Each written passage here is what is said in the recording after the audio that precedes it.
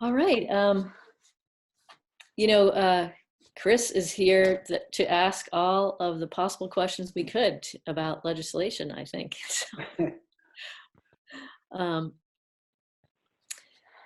I guess I'll just say what the agenda was planning to be is just to go over the document that is our report for the town report. And I don't really need input on that. I just thought if anyone wanted to, they could input on that, but people can do that by email. And the next thing we were going to talk about is doing a virtual engagement of community members this year, more so than we've done in the past, for all sorts of ways to go green and save money and collaborate with other people in town to work on projects that could be, help us move toward climate goals, that kind of thing. So that was going to be a big part of this meeting. And then the other was maybe collaborating with Jono, but Jono's not here, from the Conservation Commission. And then the final thing was the legislative updates from Chris or John or Richard, whoever was going to be here to talk about that stuff. So excuse me. we just start with legislative updates? Sally, could I interrupt just a second? Yeah. I did email to you an agenda item, TCI. Yes, Do we still that'd be great. Oh, thank you. Yeah, Okay, I think it'd be great for you to share what you had written to me so that we have it on the recording, if you'd good. like. Excellent. Be happy to. Okay. You're at the plate. Oh no, I wanted you to share it because I don't have it written right here in front of me. Oh no. Are you able to? Can you access it? Maybe you're on a phone, aren't you? Yes. Okay. Are you saying that I should? Sally, are you saying able to? I'm trying to get my TCA notes while you guys get set up. Sally, excuse me. I have to be clear. Do you want me to now talk about TCI? Yeah, I think that's a great idea. Go for it. Oh, thank you. All right, good. All right, well, thank you. Well, as we all know, Bristol Energy Committee has invested considerable time in helping to push along this Transportation and Climate Initiative, which is hosted by Georgetown University and includes 12 Northeast governors. It did issue its draft memorandum of understanding about several months ago, and that's available on the internet. And it is awaiting the appropriate time to submit the final memorandum of understanding to the 11 governors and mayor of Washington, D.C. for their final approval of what could create the Transportation and Climate Initiative if 5 states agree to implement it. That, and I'll just wrap this up quickly, that memorandum of understanding should be coming to the 11 governors perhaps before the inaugural address. And that's my assumption.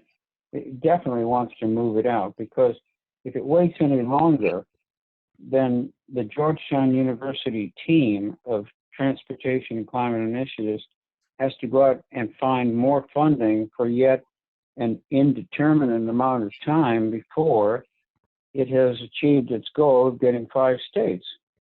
And I don't think that is a likelihood if the delay, because even the state of Massachusetts, Governor Charlie Baker, is reconsidering maybe this is a great idea but the wrong time, because people in my state, Massachusetts, are facing poverty. and to increase the cost of gasoline may not be the right time. That's what several governors are now considering. New Hampshire governor said, I'm not going to sign. Governor Scott said, I have to really, carbon tax. So we're at a critical time here where this marvelous effort of almost $7.5 trillion of gross domestic product in these 12 states wants to do something about limiting the amount of carbon dioxide from the transportation sector. That has to be saved, regardless of what Governor Scott decides it's saved. Because it's not just pushing up the price of gasoline, it's creating mobility options for people in rural communities who have very little option how to get to the supermarket and come back with 2 paper bags full of groceries. There has to be a real improvement in this post-COVID world in Vermont to improve mobility. If we don't have a TCI, nonetheless, we have to improve the mobility options, and that is the purview of the legislature. Governor Scott does not sign on to TCI. The legislature has an opportunity to introduce the TCI, final memorandum of understanding, as a piece of legislation and begin hearings, just so that the public gets to say, and if we have to increase whatever, I want to see that I can get around in an affordable way, in a way that doesn't have the state subsidizing a huge bus to carry one person. We have to think this through a bit, and I think that's what the state legislature can do without implementing a TCI, because it will take 5 states to implement a TCI. And I thank you for your time.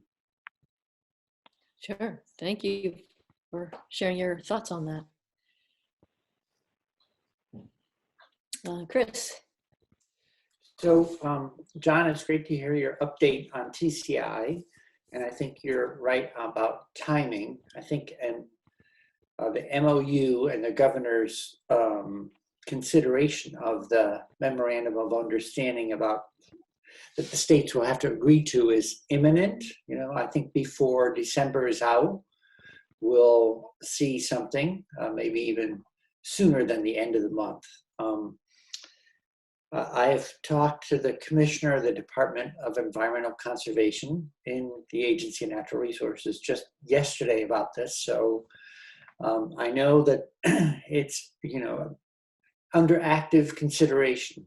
It's kind of drifted out of focus because of all the legislative work on COVID and the pandemic, which has flared back up again. So that's appropriately enough drawing a lot of people's attention. But this has, the TCI program slowed down a little bit, but it hasn't, it hasn't come to a stop. So I am hopeful that we'll see an announcement from the governor before the end of the year, and I hope he's going to be committing to it. If he doesn't, then there is the opportunity for the legislature to make that commitment. And there's also the opportunity even to have it considered by the newly formed Climate Council that's part of the Global Warming Solutions Act. So there are quite a few paths forward. I hope that the governor chooses to lead on this one, and we'll see what happens. And if he does, great. If he does not, then I think the legislature and others in the state will be interested in digging into the details of the agreement. I mean, it is a contract, so although I'm generally supportive of the concept and everything I've learned so far, it's just prudent that all of us need to read that contract before we would ever sign it. To your point about Charlie Baker, or I hadn't heard this about Governor Baker, but the estimate I've heard that is if Vermont participates, it may cost up to a nickel on a gallon of gas. And because transportation is the largest emitter of emissions in the state for years running, I've been interested in fuel and fuel use. And so informally, when I drive back and forth from Addison County to Montpelier, I keep an eye on gas prices. And I've seen just on that drive alone a range of 37 cents a gallon, high to low. You drive from Bristol into Middlebury and you'll find a difference in price. So a nickel is far less than the swing of just the retail price by which gas station you choose to go to. So I'm sensitive that we never spend any money casually, but the fact that we spend far more than a nickel for whatever reason, maybe it's convenience, the customer gets to choose. People are already spending far more than a nickel to buy gas in particular places. So I do not think it will be disruptive to the economy, and the money that will come in will be very helpful to the state of Vermont in moving away from fossil fuel use to electric powered vehicles. Now, at this point, you can't replace everything that we drive with an electric powered vehicle, but for many transportation needs, you can, and actually you save a lot of money. I don't know what the current figure is, but 6 months ago in Burlington Electric Department was offering a charging rate for electric vehicles for their customers that was the equivalent of, I think, 62 cents a gallon if it were gasoline. So I think most all of us would choose 62 cent a gallon gasoline if we could find it.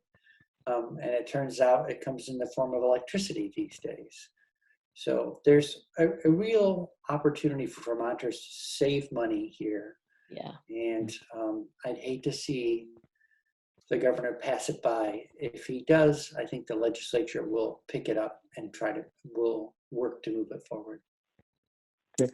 And Thank you. Senator, I'm completely in agreement with you that if governor decides that in this post-COVID world, I can't increase the cost of people driving to their jobs, he might have a lot of reasons that people will say, you're darn right. And that the legislature would take it up as a legislative item, okay, and open to committee hearings. It would then be a time for the legislature to actually try to codify the kinds of mobility options that are most cost effective and are going to help the most number of rural people. Because in Burlington and in Montpelier, things are pretty okay. But when you get up into the Northeast Kingdom or down into the Southeast, you find that the mobility options are literally, they need a lot of work, okay? And it needs a lot of creative thinking. And that's what the legislature can do, is not to think about the actual increase in the pump price. It's what are the absolute most efficient ways to move people around in a post-COVID world where a lot of people are now, for the first time in their lives, approaching poverty. And they're not candidates for electric vehicles. They're not candidates for electric bicycles. They're instead candidates for some way to get me to the grocery so that I can do a curbside pickup of about 7 bags of groceries. It won't cost me $14 to get home. I mean, this is really what will be forever in the first session of this General Assembly, a discussion how to raise people's living standards back up to kind of what they were before the COVID. And that relies so much on people having access to a store and able to bring home not just 2 plastic bags, but 5 or 7 paper bags of groceries.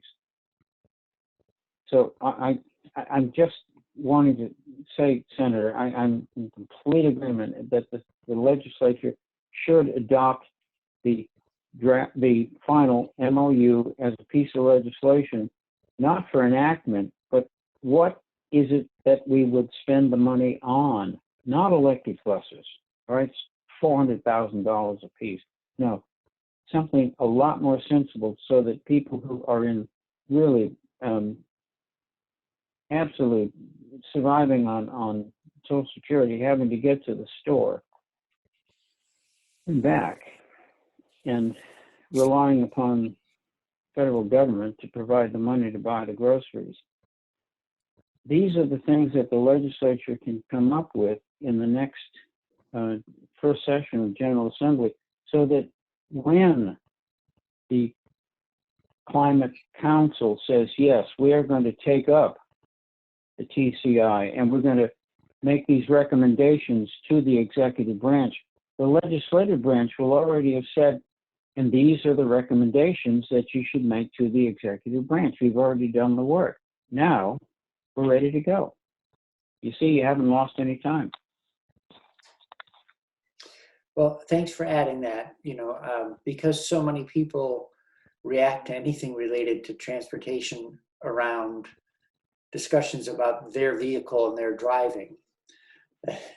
That's where, that's what I addressed, but you're absolutely right. There are plenty of people who have a need for public transportation, and that is one of the, it's not our strong suit in the state of Vermont in terms of, can you catch a bus to go where you need to go, shopping or otherwise.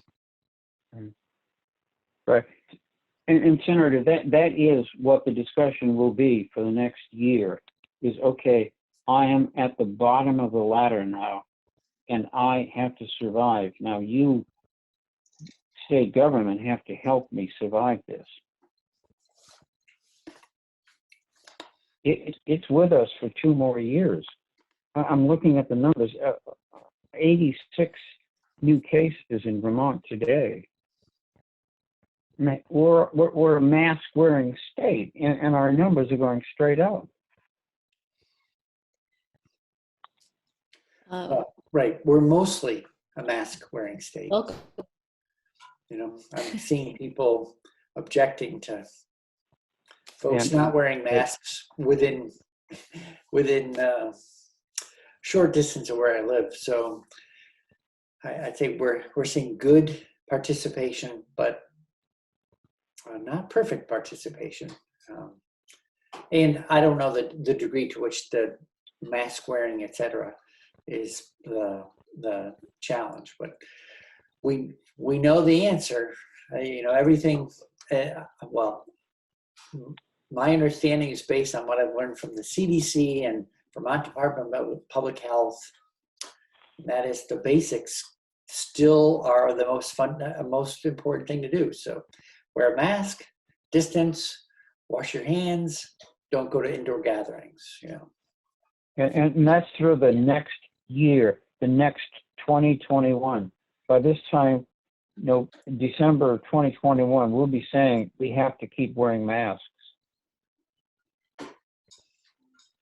Well, yeah, who knows? I know that we're going off energy, but the last quick thing I'll say is from what I've heard, no one knows whether or not those who have received the coronavirus vaccine will still be able to transmit the virus.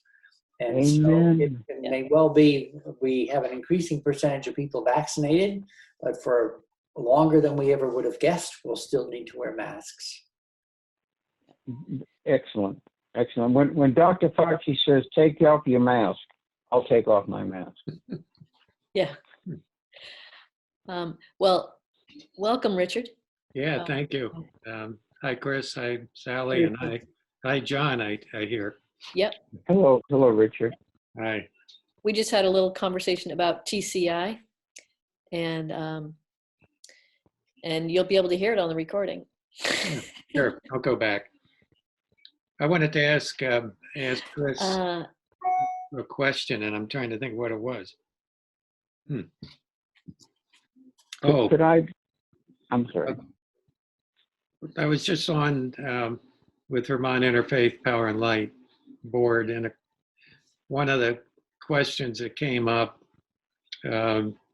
was what's out there concerning the Climate Council and the fact that apparently the administration is really stonewalling right now. And the people like Johanna White and Lauren and Jared are getting frustrated that the participants outside the administration are not being asked to do anything. They're not being involved in discussions at this point. And I wonder, do you have any insight on that at all, Chris? Well, I've talked to people on the council, and you know, it's disappointing to see how it's being launched. You know, at the very first meeting, the chair, who's named in the bill, who's the Secretary of Administration, Suzanne Young, reminded the group that the administration is concerned and challenging the constitutionality of the bill itself. And when these questions around constitutionality, I had the very same questions myself a year ago. I know. So we took close testimony, Senate Judiciary took testimony, and we have the opinion of the Chief Counsel, the Legislative Council, plus the Attorney General's office, and clear and emphatic language that the bill is constitutional. Now, if the governor his general counsel doesn't agree with that, then certainly I want to understand why not. You know, I mean, we're all open to learning, but what is not helpful is to have sort of vague remarks along the lines of, this may not be constitutional, we're thinking about challenging it, just floated out in the press for months on end. Yeah. I'd say, honestly, I would say if the administration really believes it's unconstitutional, they have an obligation on behalf of, for the good of all of us, to get to court and make their case. And then we'll all learn from the court case. Yeah. But it's kind of debilitating to have this cloud hang over the thing at the very time it's trying to get launched. So I don't find it helpful that they're repeating the charges without ever producing any kind of legal brief, analysis, citation of court cases, law, anything to substantiate their position. And that's just not helpful. So I hope either they desist or they make a case and get to court so we can clear it up and get to work, because all the parties are saying we have work to do. So let's get to work, and let's get any kind of questions about legality sorted out and behind us, because it has very little to do with the work at hand. And that's what's most pressing. And I know one is saying that there is not work to do, so let's get going. Is there any way to force the issue? Senator, this is John McCormick. Yep. You know, what you're saying is the governor very likely could offer a plaintiff agreement, and the court could say, we will put TCI on hold until we resolve the constitutionality issue, which could take 3 or 6 months. Okay? If the legislature, because TCI will come before the judge makes this decision, that's my guess, okay? If the legislature says, we are going to take up TCI as a legislative matter and submit it to the appropriate committees and have hearings, just for the record, okay? Then the TCI does not have to take up TCI. But if TCI is taken up by the council, it's going to, how would I say it, push the governor aside as the council decides that the TCI will in fact, with this legislature's approval, be authorized, and the governor would be completely cut out. That would be the wrong political thing for him to decide. Instead, this may not be the right time for TCI. Instead, what may be the moments of the next 6 months or year is reflecting on what TCI could have done to help the mobility of low-income people, and then authorize that even by creating a TCI, rather than the council creating a TCI and having the force of the courts push it on the governor.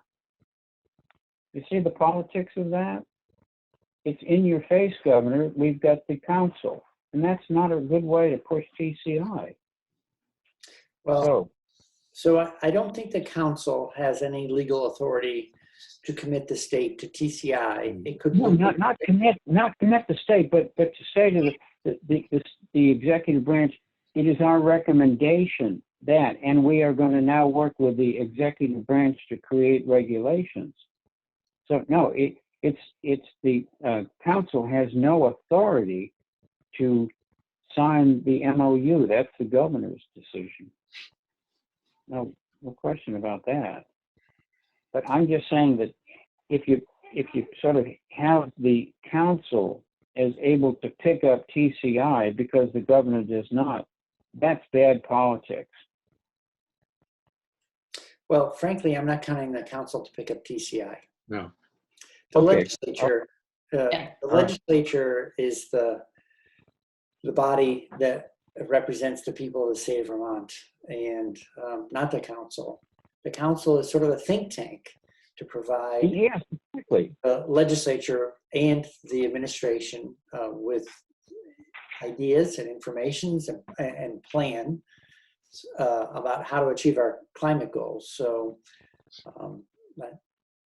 I think rather than sort out the 3 different or 4 different paths forward, I'm thinking let's give the governor a chance to lead on this one, and if he doesn't, well, then we'll play it from there. Yeah.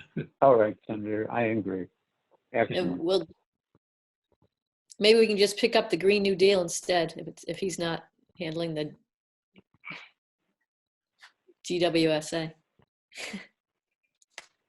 Well, the helpful Anyway. thing about GWSA is the clarity of the climate goals now being statutory, not aspirational. And, you know, if you think about it a little bit, the administration has the obligation under, you know, the good faith, the governor's obligated to execute the laws of the state of Vermont in good faith. Yeah. The climate goals are now an obligation for the state of Vermont, all of us to aspire to. They're not legislative goals. They're not administrative goals. They're all our goals. And the administration is the executive branch. So they may well regard TCI as a useful opportunity for them to help start meeting the climate, you know, the emission goals that are in global warming, the Global Warming Solutions Act. So, you know, some people are thinking they will be hostile to TCI, and who knows what they'll do. But there's really the other side of the coin is they might see it as a good opportunity to find a tool that they can use to help start making more progress towards those statutory goals. Yeah. Sounds good. Yes. And if the judge preempts that with an injunction, then that moots that conversation. Okay, you lost me there. Well, if the governor senses that the Climate Council is actually going to take a look at TCI because it's the hottest letter on anybody's desk.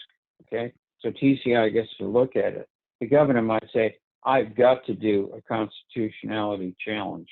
So then the state legislature, is put to the side, as is the council, because the judge might say, serious issues here. Before people waste a lot of time doing meetings and things, I'm going to have an injunction on the council until we resolve the constitutionality of the act. That would be a very smart thing for any judge to say. If it's not constitutional, then whatever they act on was a waste of time. That's the point. See, I'm concerned about the governor saying, I can't do this right now. I can't do this right now, later. And the council being under the injunction of the governor, judge, and TCI is hanging out there in the wind. But you, Senator, said that the legislature would take it up. It would not let it die on the vine. Period. That's good, and I appreciate that. Well, I'm only one of 180, but that is my sense of the level of interest and commitment to moving forward in a meaningful way on climate change. Like I was talking about how there's an obligation for the administration to try to achieve these goals. The legislature feels bound by the same statutory goals. So I think we too, even if there were no such thing as a council, we would be looking at this as an opportunity to see what kind of progress we can make, what are the cost benefits, and we'd be addressing it. The council's not due to generate a report, a first plan, for about a year. So even if they're interested, there's an entire legislative session that will come and go while they're thinking and working. And we're, as I've said all along, the legislature is not going to sit on its hands while the council works on things. Yeah. But again, Senator, the legislature, I'm sorry, the council may submit a report within a year, but it could act on, again, the hottest issue. 46% of Vermont's emissions is on the table now. It's called the final MOU. I don't think that the council can wait a year to say we want to consider the MOU. No, I would think they would act on it very quickly, because you'd have Johanna Miller and Jared Duval and others to say, yes, look, this is on the governor's desk. We can't wait a year to have a decision about its future. My understanding is that isn't actually the council's purview at this point. What's purview? I'm sorry, purview was? That the council wasn't constituted to take that kind of direct action. So that I don't think the TCI will come directly within their realm. Aren't they, Chris? Aren't they basically a planning and rulemaking organization? Right. They're not going to propose. They're not going to make law. Right. Well, that would be illegal. Yeah. Well, that's agreed. We agreed to that. Their first deliverable is a report, a plan, roughly a year from now. And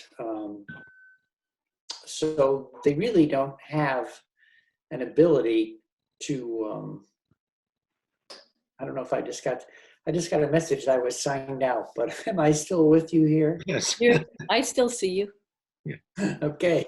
Their first deliverables report, and they are not constituted to make recommendations to the legislature or the governor prior to that report or outside of that report. So I think I don't really see an impasse or some sort of hotspot coming up with the council and TCI. But who knows what? A fair point.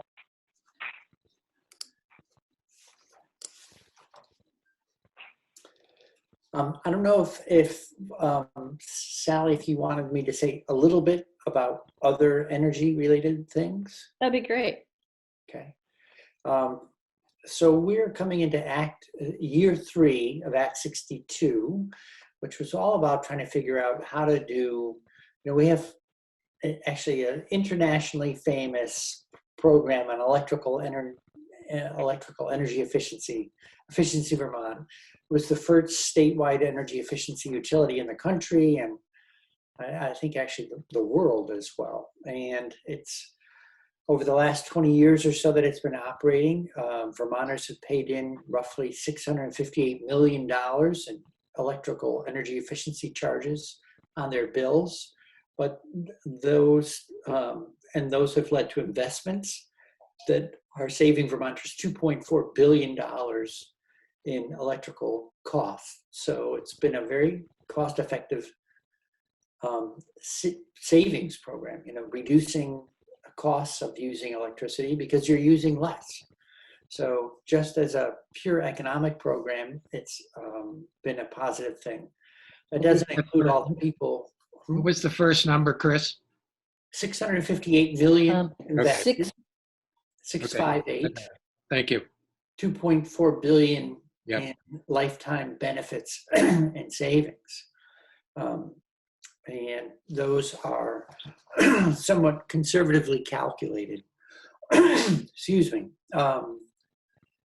There's also, because so much of our electricity has traditionally been generated using fossil fuels, and these days, roughly 38% of our electrical energy still includes fossil fuels behind it, usually natural gas. There's emissions associated with producing electricity. So as we reduced electricity use, we also reduced fossil fuel use at those electrical generating stations over the last 20 years. And it's not it's a significant contribution to emission reductions. It's as though we took 249,000 cars off the road for 10 years. So we've had an emissions benefit, we've had a savings benefit, and we've reduced costs, of our electric bills and consumption. So it's like, okay, well, great. We really are, we're doing really well on managing electricity and emissions, but we haven't brought any kind of program like that to the two main sources of emissions, and that is thermal, so basically for the most part heating our homes and businesses, and the other one, transportation, where we still mostly burn fossil fuels to get around or move goods around. And so I'm introducing Act 62 has been running a pilot and two pilots really to help us figure out how to run an energy efficiency program for heating and for transportation. And so but we haven't had a permanent legal framework to do such a thing. It's only been a kind of an experiment. And so the shorthand for it is to create an all fuels energy efficiency program. So we'll cover not just electricity, but also heating fuels and transportation fuels. And so that's one bill I'll be introducing. That's kind of the regulatory framework for doing all the ways we use energy. And then the second thing is, okay, in the thermal side of things, we know we could be doing a lot better in weatherizing homes.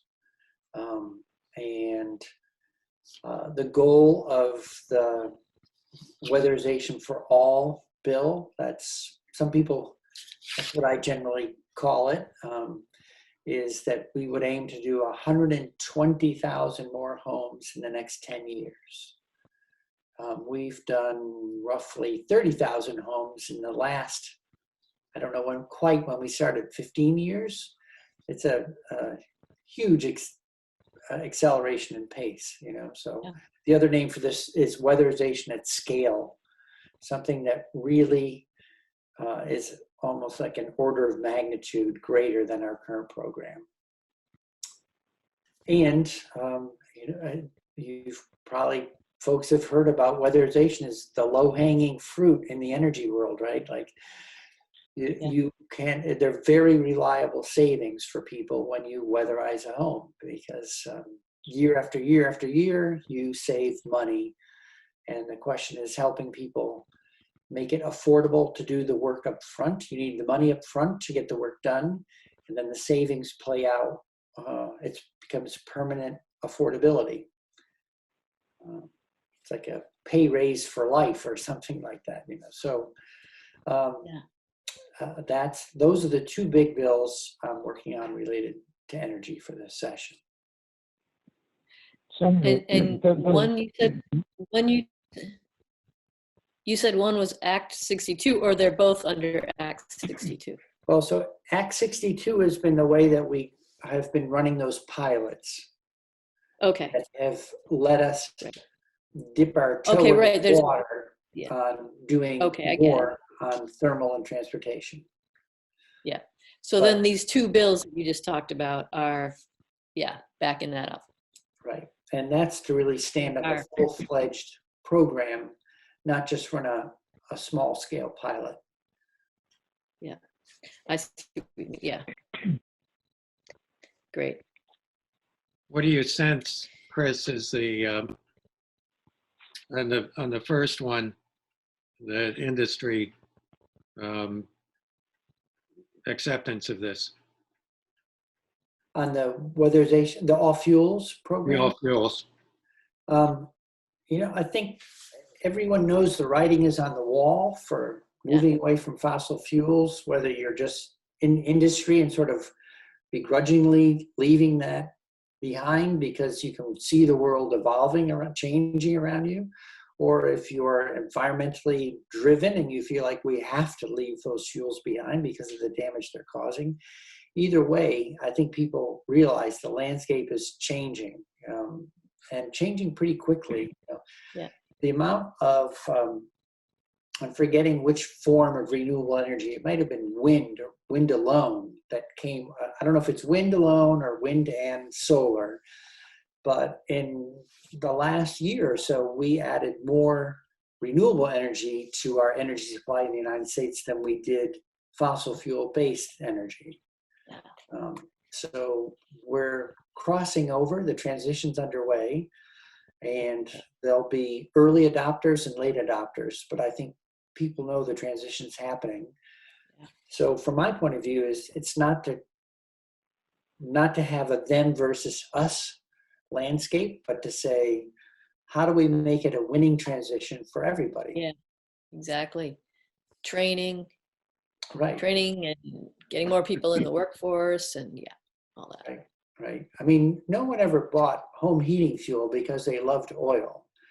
They bought home heating fuel to stay warm. Yeah. So at heart, the businesses that deliver it are really in the warmth and comfort business. Mm. If there's another way for them to help customers get that, and they already have the customer base, we can help provide training and information to help them transition to providing warmth and comfort in a new way to their existing customers. And some fuel dealers are evolving that way already. Yeah. I think here in town, that's a good message. Right. That's smart. All right. I mean, I think here in town, Jackman's of Bristol, they're not selling fuel anymore. They're selling equipment and service to help you stay warm. And I think my understanding is they're as happy to provide you with a heat pump as they are with a oil boiler. And so then you're equipping customers to make the choice that they want, and the businesses can still participate. So and that's our job as energy committee people, to help the people know about what the choices offer and that kind of thing. Also, even Vermont Gas has put on a big show about becoming, moving in that direction. They've really upped their efficiency program and all that stuff. So they're right. Well, my main partner since the summer in developing the weatherization at scale program is the new CEO of Vermont Gas, Neil Lunderville, who I've known for 12 years or something like that. Wow. So, you know, there's a very mainstream fossil fuel energy provider, and they're seeing that times are changing and they want to change with them. They want to stay in business, stay relevant, and they have a huge customer base. So that's a very valuable thing for all of us, you know, that they already have trusted relationships with a lot of people. So they can be a huge help to the transformation as they provide different services and products, just like everyone else. Mm-hmm. That's great. Chris, do you have any idea about what's going on with the solar incentives and that kind of thing? I mean, pretty much some incentives are changing, they're reducing so that it's harder for people to get onto solar. And it's a lot to do with the grid, right? Trying to upgrade the grid. I mean, so that like Green Mountain Power will feel okay about more solar coming on. How do you think that's going, or what do you think is going to help? I think we have more to learn about how to do this well. Net metering was originally designed with, you know, a household in mind that said, I want to spin my meter on the side of my house backwards by generating some electricity and putting it into the grid. And then it got stretched and stretched, so it started providing solar fields being treated as net metering facilities, but they're really small generating stations. And so I think it's put some strain into the system. Like net metering has been helpful to the state, and it's also, you know, from all the analysis I've seen, it's relatively expensive power compared to if someone built a larger solar array and just sold it under contract to Green Mountain Power or whatever your distribution utility is. And so therefore the difference between the net metering price of say 17, 18, 19 cents and going to a larger array and buying it at roughly 11 cents, every Green Mountain Power customer is going to pay that 8-cent differential, because every net metering customer, when you build a net metering array or, you know, put it on your roof, the utility is obligated to accept your power. And so what they maintain is that they're being obligated to accept quite a bit of power, and that's relatively expensive compared to alternatives, larger scale arrays.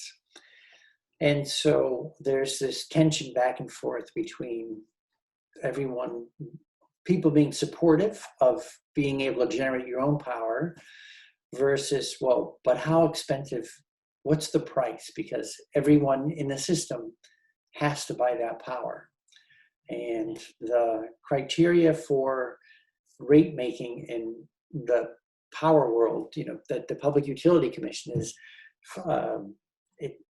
there are 3 criteria. They look for safe and reliable, number 1. Number 2 is, you know, with the lowest environmental impact, and 3 is at the lowest power, at the lowest cost. And those 3 criteria create a tug of war. Like, you can say, well, I could find cheaper power, but it's going to be dirtier. You know, so how do you balance out the 3 criteria? And that's the kind of tug of war that's going on around every electrical energy project that comes forward. They all get evaluated across those 3 criteria, and it's evolving while we watch it. So I am doing another bill that addresses this some, and it's called Community Scale Renewable Energy. So right now in net metering, the largest array is 500 kilowatts, and the community scale renewable energy proposal would allow up to 5 megawatts. Wow. So, you know, we don't have that many 5 megawatt arrays around, but we might decide that we want more solar power, but we want to pay a lower price. Right. And one way to do that is there's an economies of scale by installing a larger array all in one location. It has to be well sited so that you don't need to do a lot of line upgrades. And so it's, you know, it's just another offering. We'll see. I've offered this bill 3 years running, no takers so far. So I don't know if its time has come yet or not. Yeah. Do you, Senator, this is John McCormick.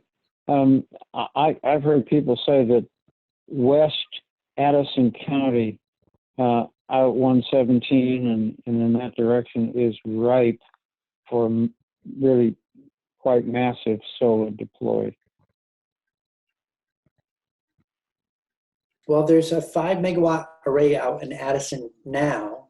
And so one of the challenges is when it is running at full throttle, feeding back. I understand. Yes, I understand what you're going to say. Yes. That's Right. like When the it's generating field. full capacity back into the grid, it flows into the Virgin's substation, and it occupies about 37% of the capacity of that substation to accept power. So it's starting to, you know, that's part of why on maps for additional solar development, it's red over in that part because we're getting to the point where if we want to generate more renewable energy, and you know how it comes in surges because the sun comes and the sun goes, we're going to have to start doing more line and subsystem upgrades. And we might conclude that's a good investment. I don't know. This is our engineering questions, but that's the kind of analysis that's going on as we start to fill in the map with enough solar that the system can't handle anymore without upgrades. Yeah. Thank you. That's excellent. Excellent answer. Thank you. And I think that's what's kind of holding ours up, right, Richard? The one in Bristol is just Green Mountain Power deciding whether it's going to be okay for the grid.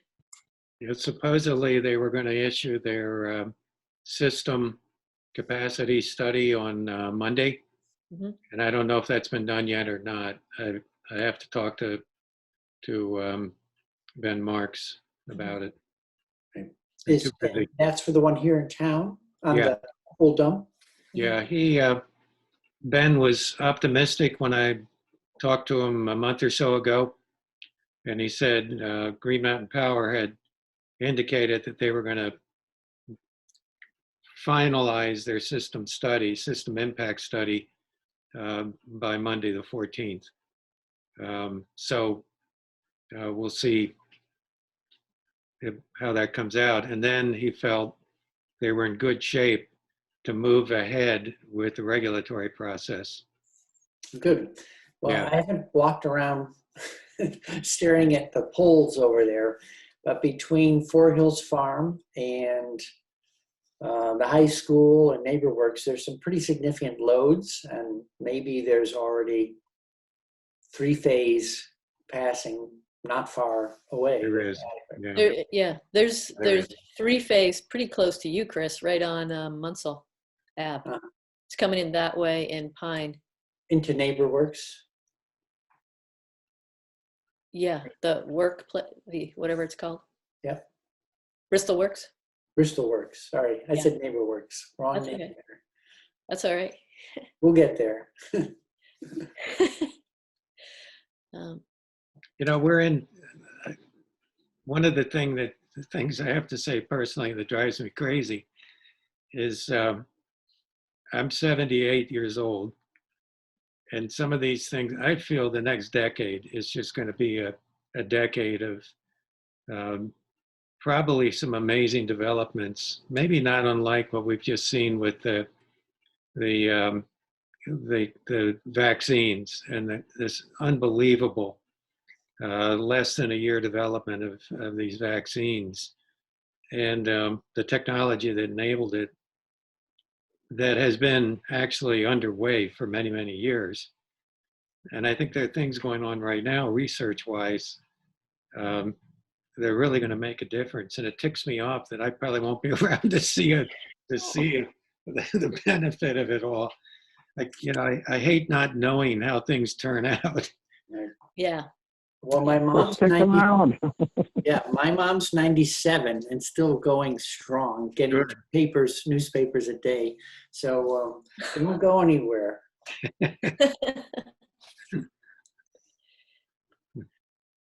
Well, I think one of the things that we have is that we enjoyed probably a childhood of a lot of nature and all that. And, it's different for kids these days. They're on phones. They're not playing or running around catching frogs like we were probably, So be happy for what we have had, because we've had a pretty amazing go of it here on the planet. My grandson goes to the Shrewsbury Mountain School in Shrewsbury.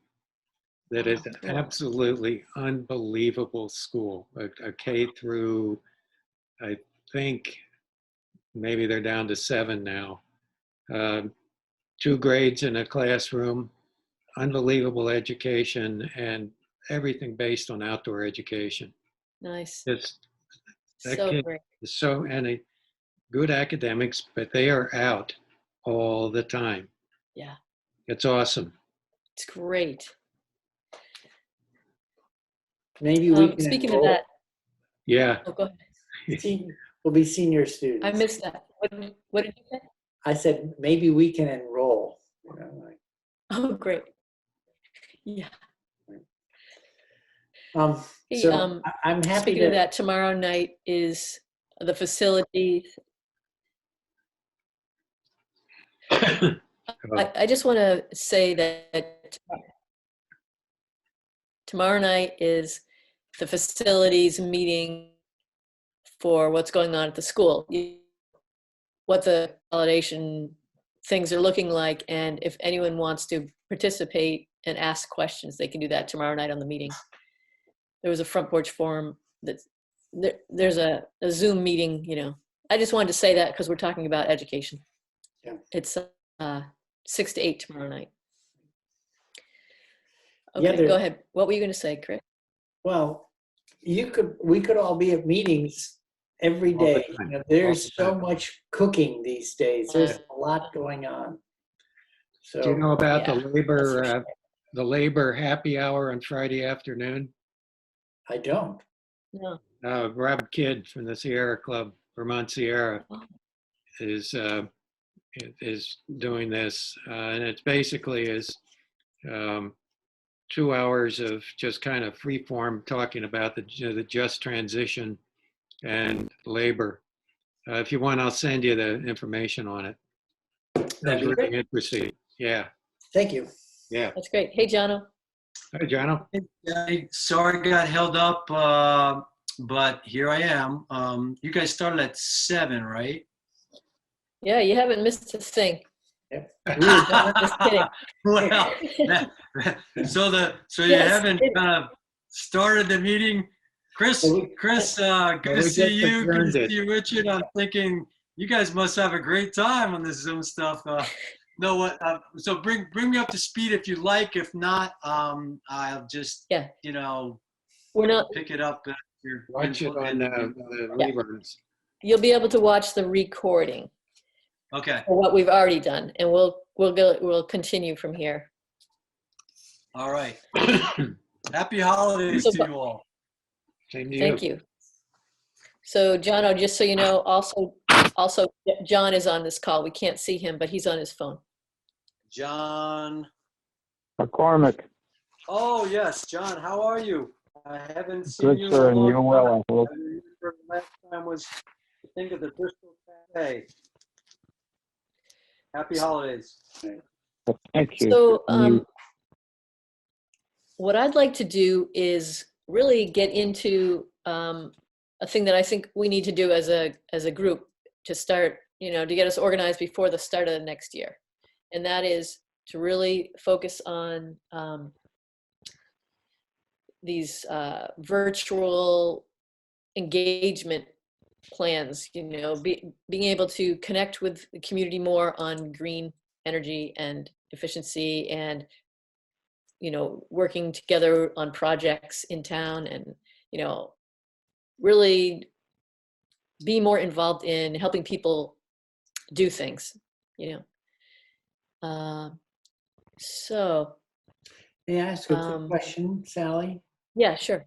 Yeah. How many people are usually at the Energy Committee meetings? There are usually about 4 of us, and right now we have three of us who are on the committee on this call right now. We only have 6 members right now, and we have room for 7, or we did have 8, but I think that was just because there were 2 people and they didn't want to pick one and not the other, so Right. we ended up with 8. So it's pretty quiet.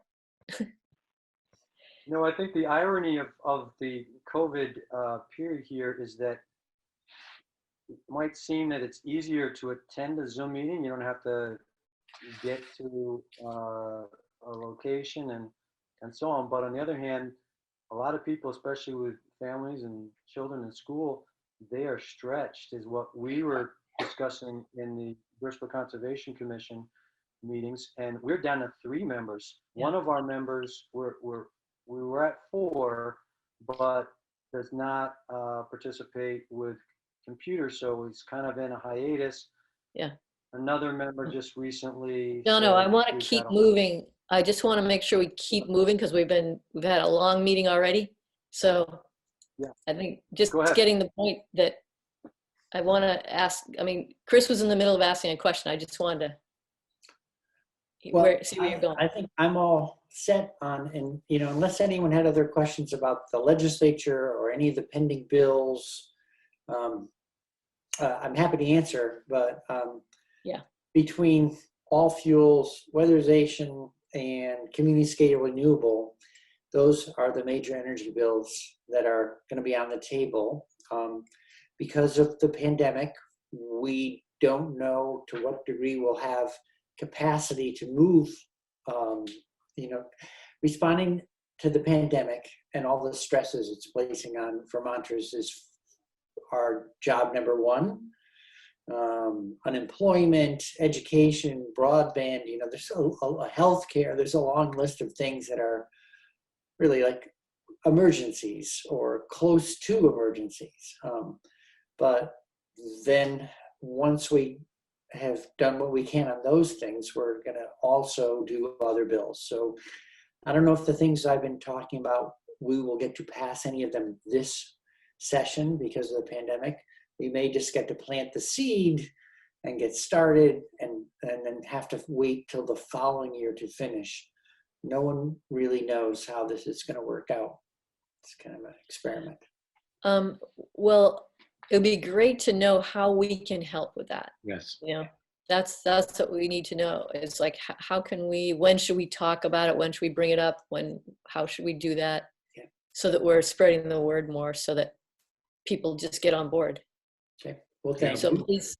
We'll get our networks behind you. Don't worry. Just let us know. All right. Well, let's stay in touch, and we'll see how the session rolls. That's great. You have our gratitude, Chris. Yeah, For really. the work you're doing. Great work. Yeah. These bills sound really good that you're working on. I love it.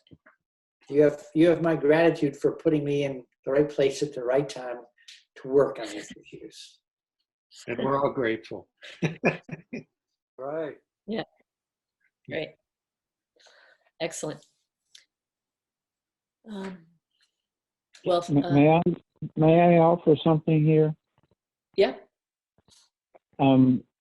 I had thought, first of all, remarkable conversation with the chairman of the Senate Energy Committee, and something that, frankly, all the energy committees in the state should have access to, and with just a click of a mouse, that they could be listening to our neighbor, Senator Bray, listing the legislative agenda. So I think that's something that's of real value to all energy committees in the state.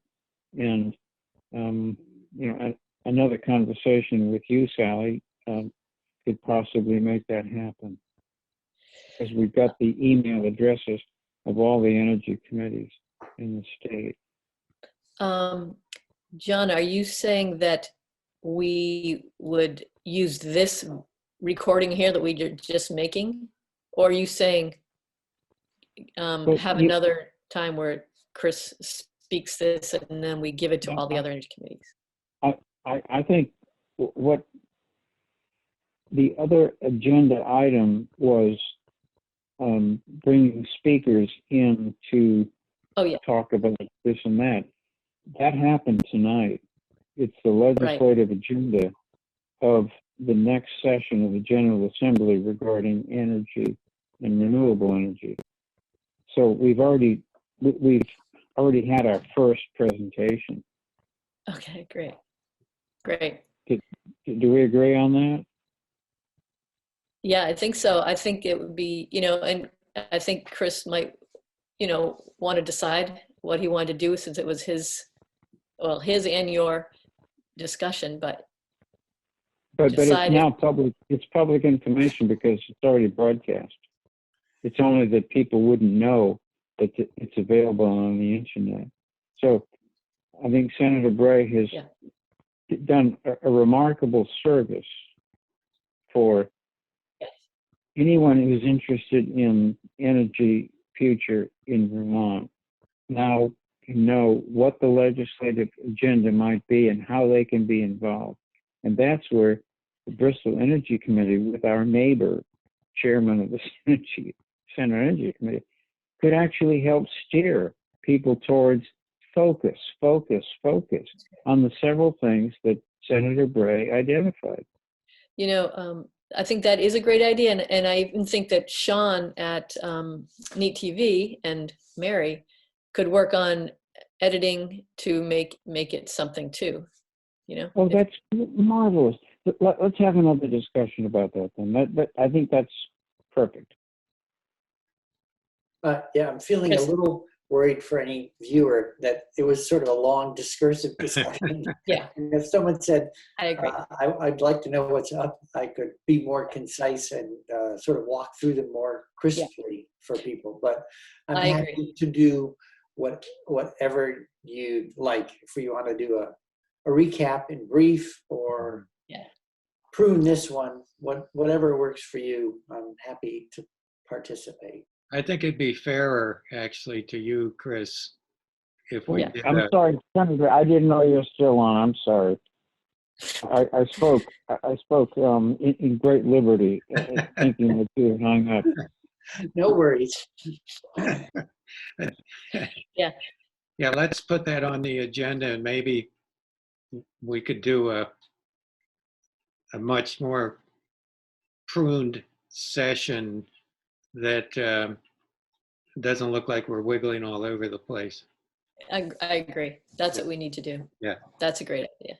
This has been just a really nice conversation. Yeah.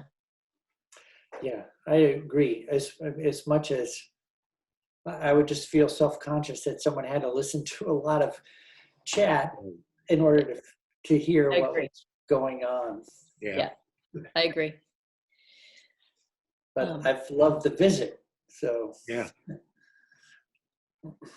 Great.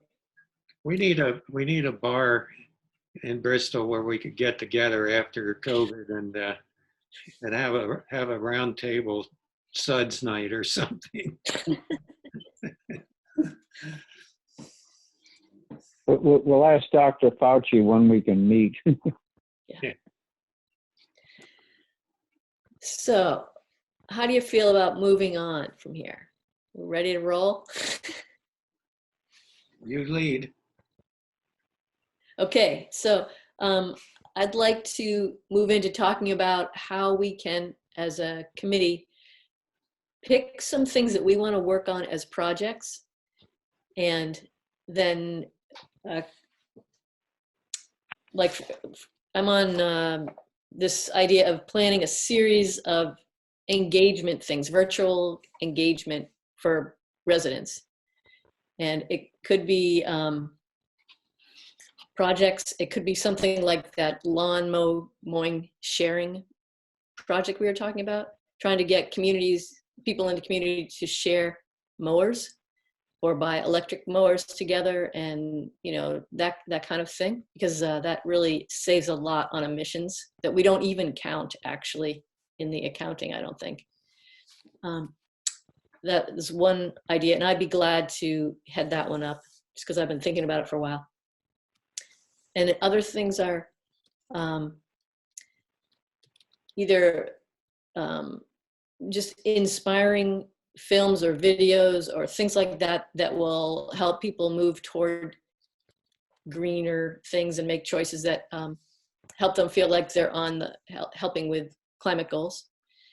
So somehow finding good content to share, maybe on Front Porch Forum or on the Facebook page or the web page.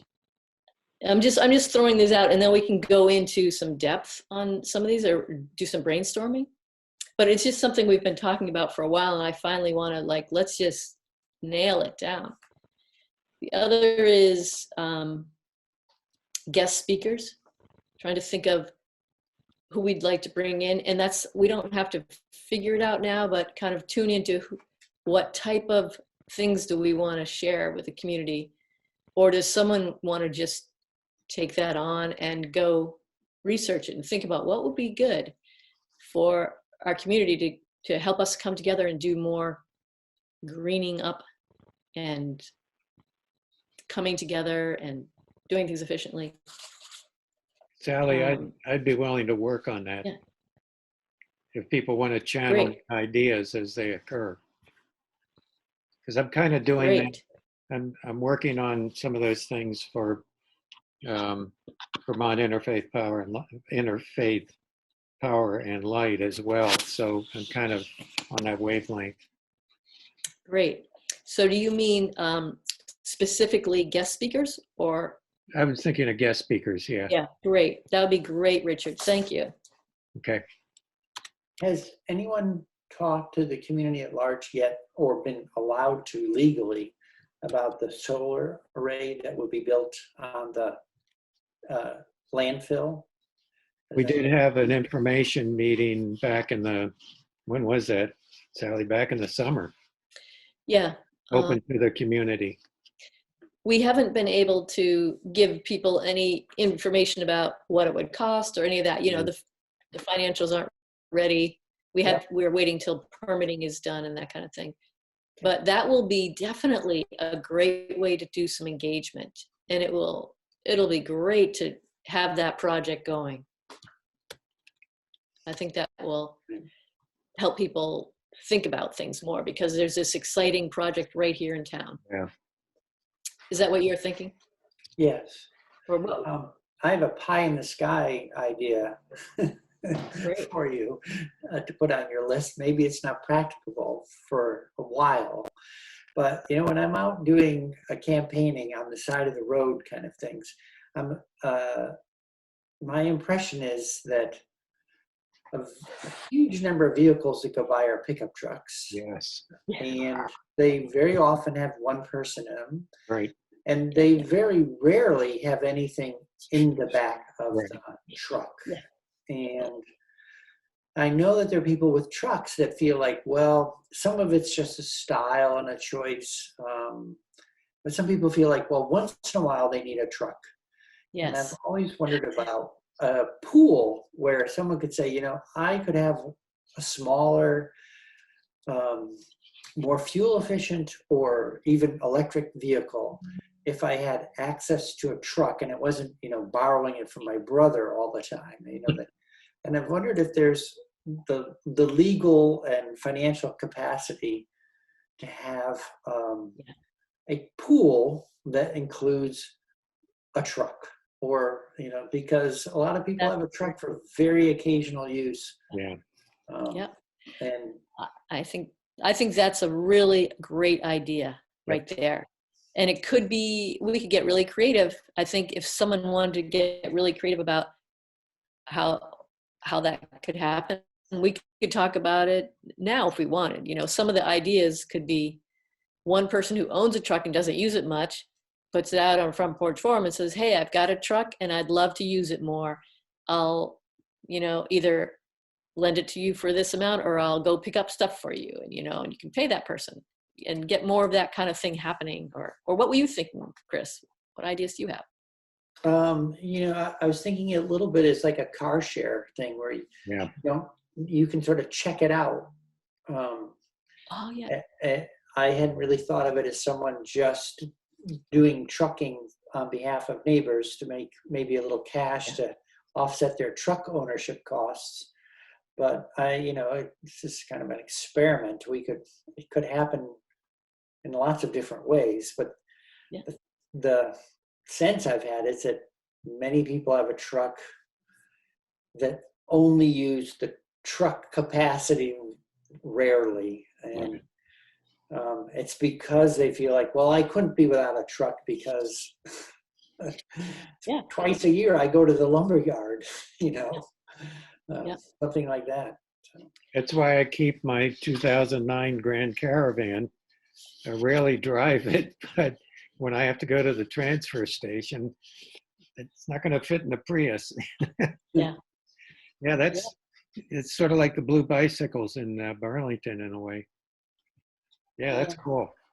I think it's a great idea. And I think that would be one that, you know, a couple people just get into talking about, or even put a thing on front porch forum to start a conversation and see who has ideas. And then we make that happen in Bristol, and just, you know, one of us really helps keep it going, keep that conversation going until it actually comes to fruition. Yeah, we get a reasonably old but serviceable pickup truck, and we really paint it up. Yes, that's it. And everyone wants to drive it. I like that. I mean, it may be that someone already has a truck that's kind of like that, and they're willing to, you know, work on that. I don't know. I don't know who would want to put their time and energy into it, but I think it's a great idea. Right. Those are exactly the kind of ideas I'm thinking of. Right. Exactly. I like the idea that you'd paint it in some very visible way. Yeah. So people would see that it's the, you know, quote unquote community truck. Yeah. Yeah. That could be it right there. Right. Yep. Community truck and the phone number. Yeah. You know, we replace the ignition with a, you know, with a button code kind of thing, and you get the code, you can go pick the truck up. Okay. Yeah. Right. It's like a rental, you leave it full of gas. Now we just need to get an electric one and not a gas one. Let's get Career Development Center to convert one. Yeah. But, you know, so now that we're brainstorming a little bit, I didn't really mean to take us down this road. I just wanted to mention it. But Hannaford Career Center, you know, they work on trucks and stuff. Oh, yeah. As part of training new mechanics. Yeah. That's a great idea right there. Didn't Dave Sharp teach there? I think he was up in Essex, but was he? He'd be a practical source of information. Yeah. All this stuff. Yep. That's okay. Great. I'm taking notes on this, so we're not going to lose it. Oh, good. I keep on scratching it around on this piece of paper that's like all over the place. So I'm glad you're taking notes. I finally figured out how to both take notes and be on Zoom at the same time. That's great. I kept writing things and not being able to read my writing.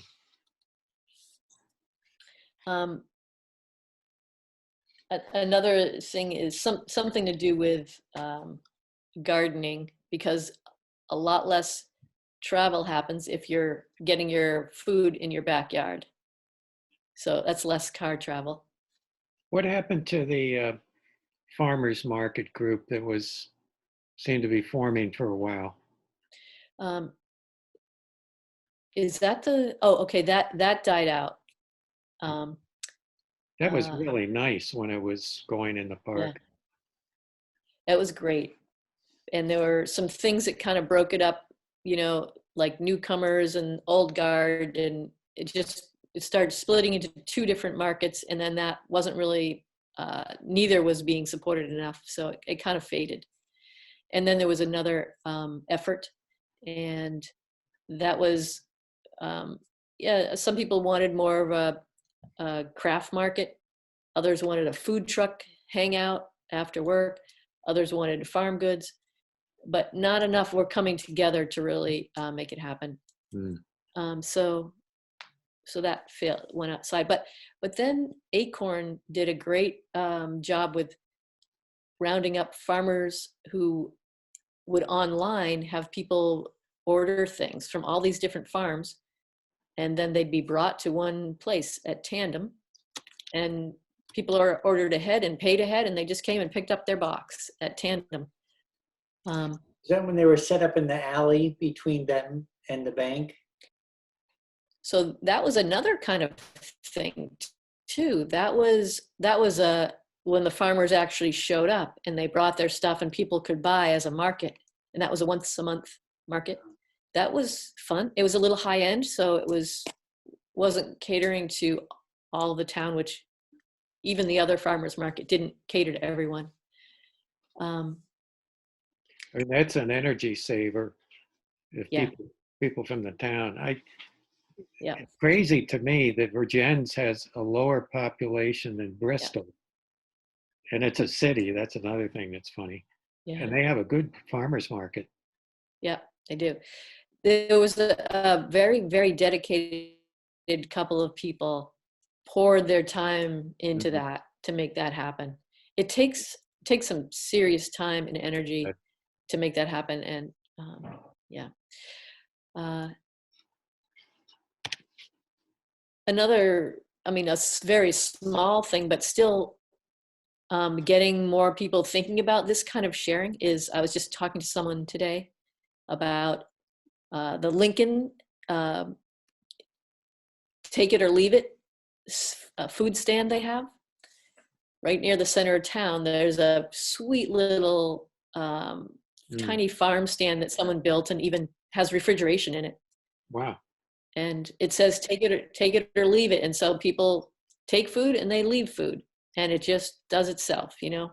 So it's just a sharing of food for free. And we thought about having that over by the horse ring over on Liberty Street. It's across from the community garden, so some community garden people could just put some food they wanted, and anyone else could come by and drop off food, and other people would come by and pick it up. Again, it's just another way to, you know, walk around town and do your shopping without getting in a car and going somewhere. That's small time. It's not big, but it's still, any of these ideas are helpful. Well, I know that, you know, I also see in Front Porch Forum, people will say, I have too many tomatoes now, you know, I'm going to put them out front or whatever, or apples or whatever. And so while I'm out, you know, walking the dogs, generally I go, oh, well, there's, on this block, you see something one week, and on the next block, you see something the other. So it might be helpful to people to know that if they have extra food, there's a place where it won't go to waste, because everyone knows that's the place to check in. Yeah. The other nice thing about what the spot you're mentioning is there's a safe way to pull over. You know, you can park at the horse ring, off the street. Yep. Yes, that's a great spot. We need to find a steward to make sure that, you know, really out of date stuff was removed. Definitely. Yep. Like Yeah, that. we'd have to have a group of people. It could be some of the people who are at the community garden, and a few of others of us in town who might want to do that. Even the hub, I started gardens over there this year, and kids want to grow food that is just available for community members to come and get. So if we find more students who are interested, maybe they'd be interested in doing part of that too, you know, refilling the other place. Or Folks, I'm getting a family call. My dog is out there in the woods and I've got to go get him.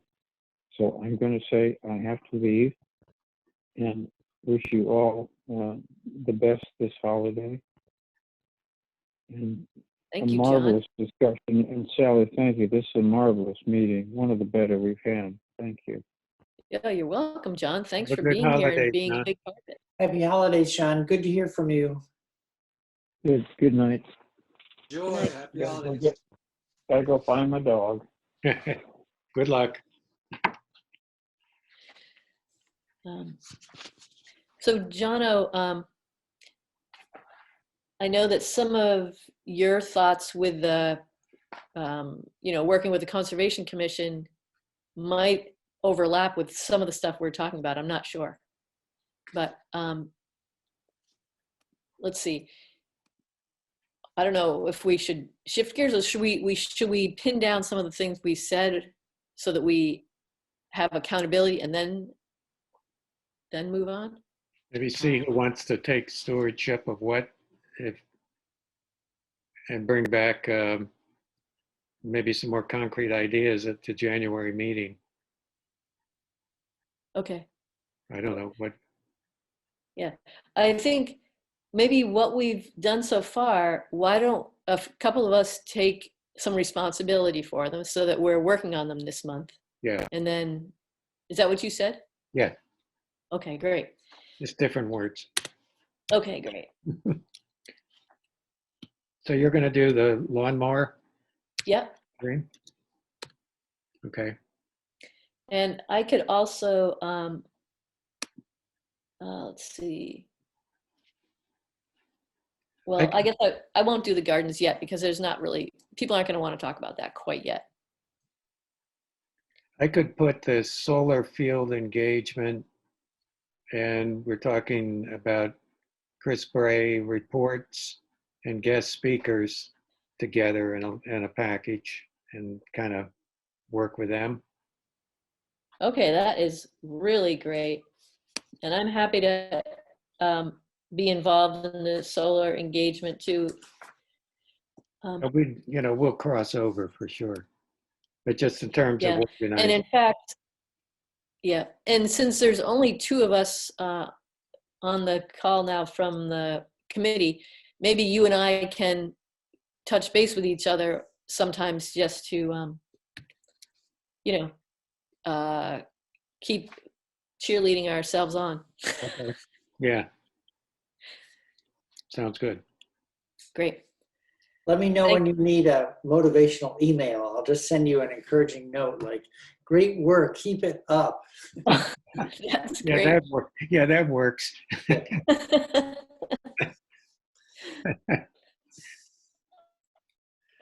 I learned that. All right, that's great. So now, I'll jump on the car share thing too.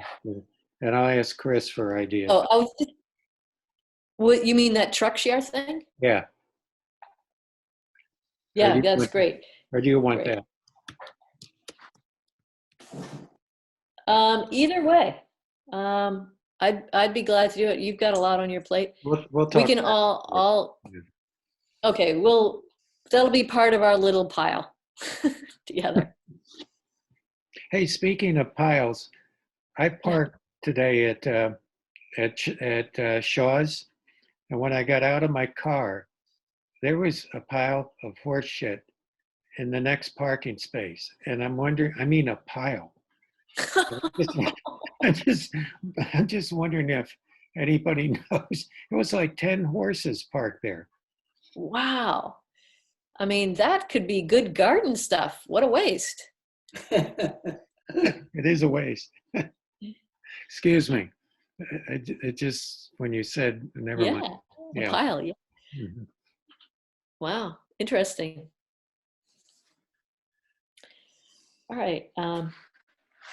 The farmer's market and take it or leave it free food stand, we had to find a champion for that maybe. Yeah. Yeah. Because that has possibilities. Yeah, definitely. Maybe I'll talk to some garden people about that, and I think it'd be also really fun for maybe some carpenter-like people and some students to be part of building a little structure or something Yeah, together, you know, have it be an educational project. might be after the pandemic, but Right. or Yeah. everybody could build one panel and then, you know, and bring it. Right. It would be a real variety pack. Mhm. Jack. All right. So this is a great conversation. I'm so glad we're going to move forward on some projects.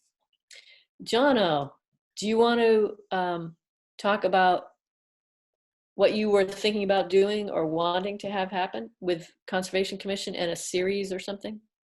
Sure. Or At the collaboration? last meeting, we sort of try to give a little bit of an intro, but, and Sally and I have had some conversations on the phone about the potential collaboration of the Conservation Commission and the Energy Committee taking on well, I'll just sort of put it in incubation stages of this idea.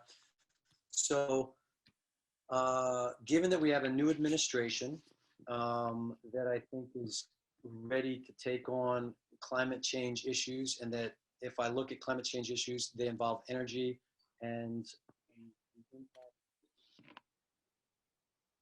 environment, then Um, am I coming across? I missed some Can you of hear it, me? so maybe, yeah, I can hear you now. Oh, all right. I mean, I heard most of it. Okay. Well, so to continue, the idea is that I thought most things seem to be. I think you need to come closer to your computer. It is getting phased out. I'll Fading. try this. How's that? That's That's better. much better. Is Yeah. it fades? It might be connection. I'm not sure. No, it's But- much better since you leaned forward. Now, okay. So it might have been because I had it on my lap and my lap was moving as I was talking. I'm not sure what was the hold up. But anyway, so the idea is that things seem to be better when they're decentralized often and local. So it felt to me that a lot of people feel kind of paralyzed, that the topic is so darn big and what can I do, and sort of feeling of helplessness, that if we just, with our two committees, because our purview is sort of environmental and looking after parks and other things, I think we can expand that. And the Energy Commission, the Energy Committee's purview is to think about the town's interest and the citizens' homes and how we can accomplish energy savings and so on, that we could bring together. And I like Richard's idea that he's already been looking into speakers for the interfaith organizations. And to me, these cross over quite a bit or overlap in many directions. And that we could, and I also mentioned at the last meeting that Salisbury Conservation Commission has already started a speaker series. The New Haven has had an armchair series for years and years now, where they have an environmentalists or just various talks. Mostly in the winter, they don't really have the schedule going on in the summer. But I felt in Bristol that we could do something and to spread the load a little bit and to generate a little bit more of the ideas. And so, just as an example. And Sally, you had a great lead-in between the lawnmower part of the project that you were talking about of shared use of I don't know, I'll call them co-op mowers or so on. Gardening is another one. There's just different ways to have people feel like things are moving forward, that we're making progress, that we're having an impact. And then, so on an individual basis, we move then to sort of things that can be done on a town-wide basis, such as buildings, maybe the trucks that are used and other vehicles with the town. You get the idea. And then other communities are doing similar type things. Maybe we become a model if it's that successful, or just another example of how our town is doing it. And that collectively, there's still a problem with the hearing. Yeah. It really, when you tipped your head, it worked. It changed it. Oh, Yeah. I'm sorry about Good. that. It's good. Oh, all right. We got most of it. So essentially, the notion of trying to meet at some point with, a couple members from each committee to go ahead. Okay, so coming across, Come closer. come closer. Yeah. How's Thank that? you. Yep. All That's right. what you need to do. All right. So to flesh out some of these ideas, and I see them as covering a lot of different interests. So we all learn differently, right? So there were two movies that were out recently. One was called 2040, and that was a gentleman with a young child, a family in Australia, and he wanted to think about what was it going to be like for his young daughter 20 years from now, and taking practical solutions that were already currently being implemented, but more in their full development 20 years out, and how they would have impacts on climate change and how we see a different world. So he was looking at it from a very positive, optimistic point of view. There was a movie that I saw through, so that movie was sponsored by window dressers. So as the Energy Committee, you guys put that whole workshop on, and I thought that was kind of fascinating. The movie that I saw about 2 weeks later was called Kiss the Ground. So that was right up the alley of the Conservation Commission, because it was about how you can take soil and sequester carbon and do many, many other things with farming practices that will help hopefully draw down quite a bit of carbon into the soil. So that aspect of, and there's many others out there that we could have as part of the series. We could have speakers, whether it's through Zoom and a screen, even after COVID, if it's not as reasonable to bring people in because it's costly and so on. We could go ahead and have hands-on projects, and really there's the seeds of this are already pretty well broadcast. We just have to kind of unify, I think, and then have a sponsorship through our joint groups. So that's the rough sort of broad brush of what the idea is. How it takes shape and form is really a matter of others saying, well, this idea resonates. This approach, is it is a year long? We'll just kind of put it out there and see how people respond. But the bottom line for me is, when I felt part of a group with the issue of the gas distribution line, natural gas distribution line coming in here, I wasn't just saying, oh, I really have a problem with that, but I felt empowered, maybe even slightly emboldened, when I was part of a group that others cared about this too, and that I think our voices in the end were much, much stronger, because numbers really do matter. So that's the essence of it, is can we do more than what is our simple task as the Energy Committee and the Conservation Commission for the benefit of the citizens of Bristol, and maybe in a glorified sense, can we offer something broader in this local way for the state, for our town at large, and for the state, and see that more and more are taking this on, and it's urgent. So that's my pitch. So what I hear you saying is You want to be on the Energy Committee?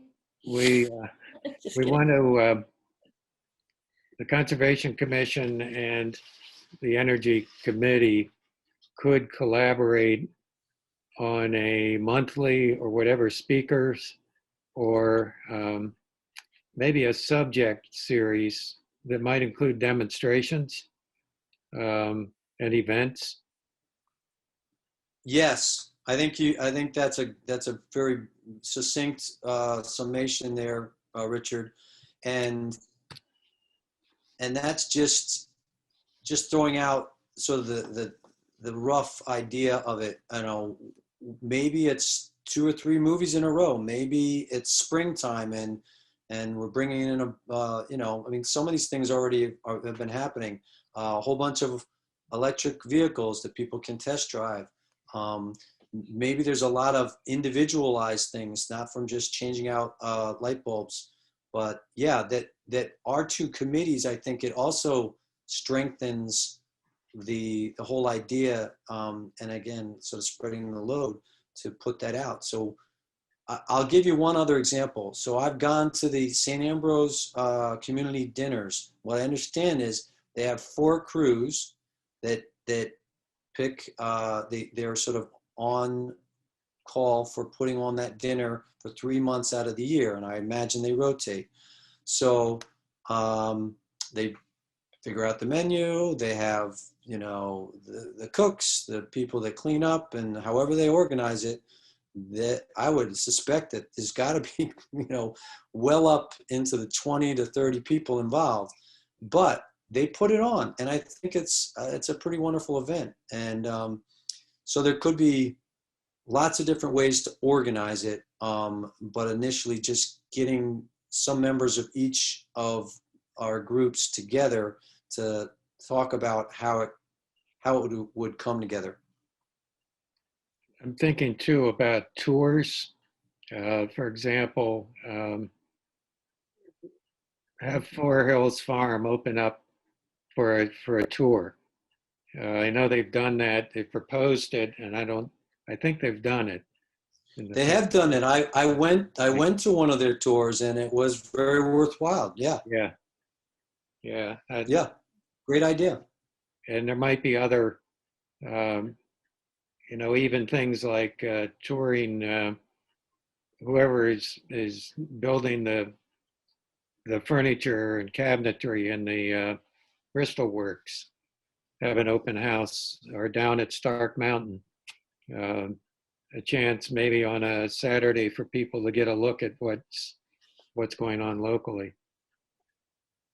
How would, yeah, I mean, what is the goal? What are people learning? Is it just bringing people together? I mean, I'm just thinking of conservation and. The goal is that we have an urgent, some people would say it's a crisis. Right. So it's climate action is our goal, right? Yes. Okay. All people, my impression is a lot of people feel, and so our role would be to say there is quite a bit of information out there, and to make it accessible through movies, through hands-on opportunities, through speakers, and once you're part of something that's bigger, in terms of a group of people that are doing things, you start to share ideas. God, there's just so many ways. I don't want to take up too much time to accomplish it. But the goal, to answer your question, the goal is to have people feel that they want to get involved and take action. Yeah. I see and to stimulate that. I see a value too. Farmers are, I'm putting on my Edison County River Watch collaborative hat. Great. We've been working with farmers who, particularly the older generation farmers, are suspicious of water quality people. But there's a younger generation that really is trying to do the right thing and is investing a great deal in proper farming practices. And we've been meeting with them, and we're planning when we can get, we're planning it for this spring of tour of one of the local farms so they could showcase what they are doing to educate people about sustainability and the impact that proper farming can have on carbon sequester and so on. Yeah. What I'm seeing really is a clearinghouse. A lot of our organizations are doing these things, but we're doing them in silos. Yeah. And I wonder, Jonna, you talked about New Haven, and what was it, Weybridge? Salisbury. Salisbury.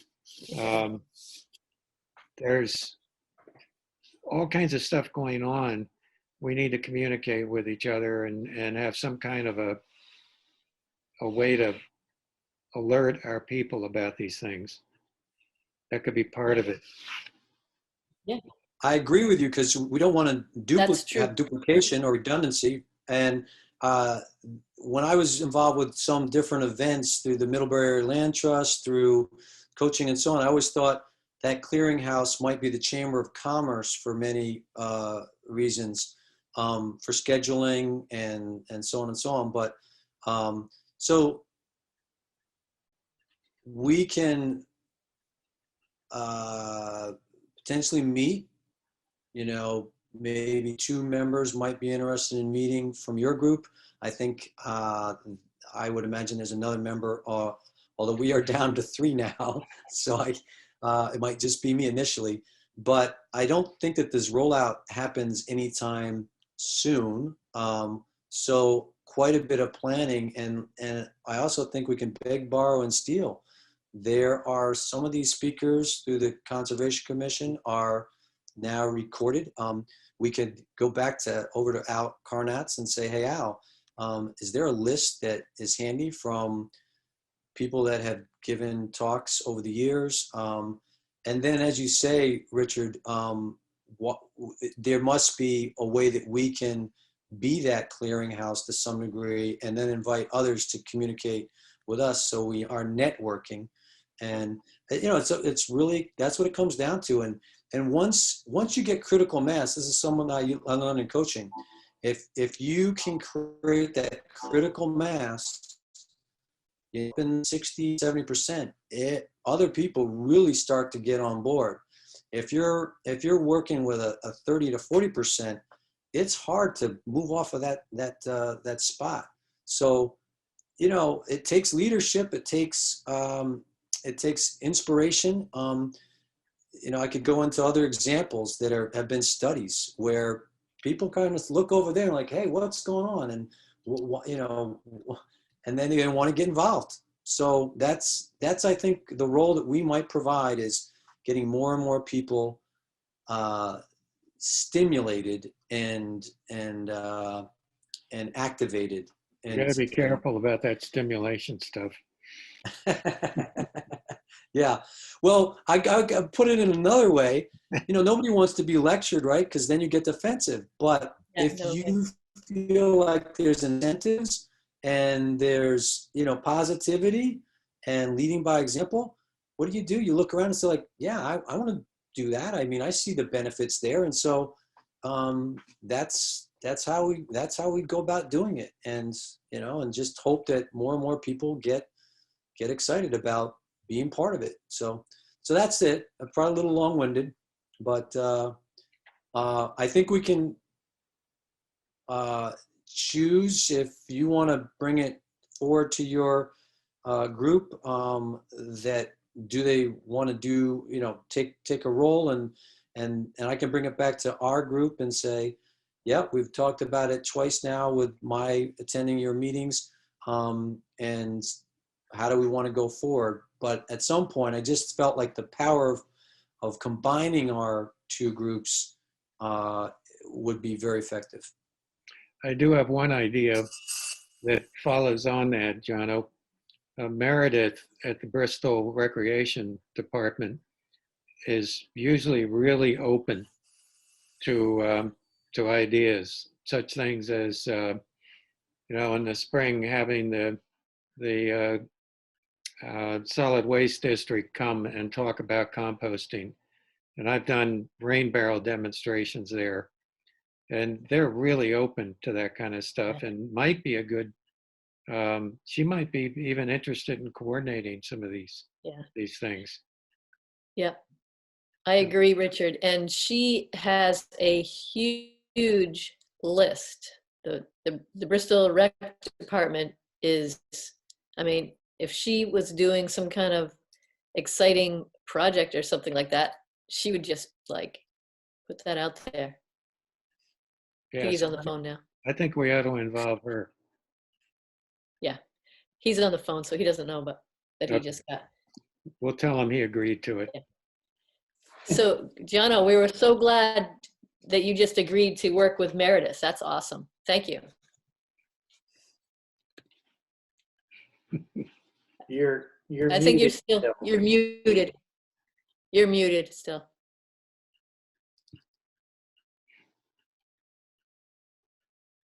So I was saying that Alex, I can't remember his last name, but he works in concert with, in the capacity through the rec park. He is taking over along with another person to oversee the Emerald Ash Borer Committee. I am a liaison for the Conservation Commission, and he is a live wire. So, so I think now I lived in New Haven. New Haven's a wonderful community, but I really feel very fortunate to be a Bristolite now, and maybe it's just the time and place, but the people that we have in this community, I think are really very community oriented, very forward thinking, very collaborative, and I want to lend, some of what I have to offer in those areas where we can see some real productive strides. Great. Fabulous. Let's do it. All I right. think it's a good note to end on, pretty much. Yeah. What do you guys think? Well, it's been a pleasure to join you this evening. It's been a pleasure having you. Great to have you. Yeah. Great to see you, Chris. Good to see you too, Jono. And Thanks. I'll stand by for advice about when to return to make some sort of briefer, more orderly presentation of the next legislative session. Happy to do that if and when you want to do that. Yeah, we will. We will want to do that. That sounds great, Chris. Yeah. Really appreciate it. Great. I think that's terrific. I moved here from New York State, and I lived in a small town, a village, and for 26 years. And I know more people in Bristol in 8 years than I knew there in 26 years. And I have more contact with my legislators here. It's unbelievable what we have in Vermont, just in terms of the relationships with our legislative people. It's terrific, and I'm really grateful. I appreciate it because when I first moved to New York State, I forget who was being elected. I went to the Erie County Democratic Party headquarters and said, I'd like to work. And they said, well, who are you?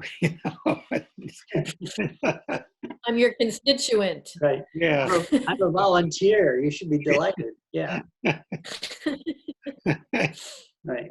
I'd like to echo what Richard's saying, and a sort of a phrase comes to mind. I think there are minds at work in Bristol.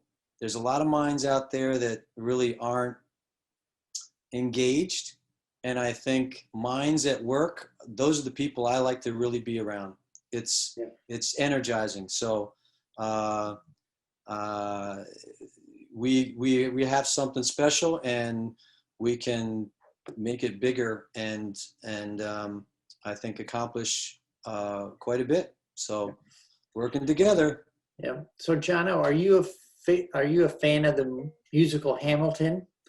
I there's a just great saw song it. about Minds at My Work. mom and sister saw it live, I guess, back in a couple of years ago, but I saw it recently on Disney, and it was just fabulous. That's Completely spellbound.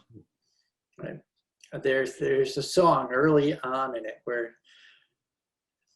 the Schuyler sisters come into the city, and and they said, well, what are you here for? She said, I'm looking for a mind at work. So that's when you say that, it reminds me of the music. Oh, yeah. wow. That's great. Yeah, I'd love to see that. I read the book before the musical actually came out, and the bits I've seen of the musical just sound wonderful. Yeah. I haven't seen it either yet, and I really want to see it. I gotta get on it.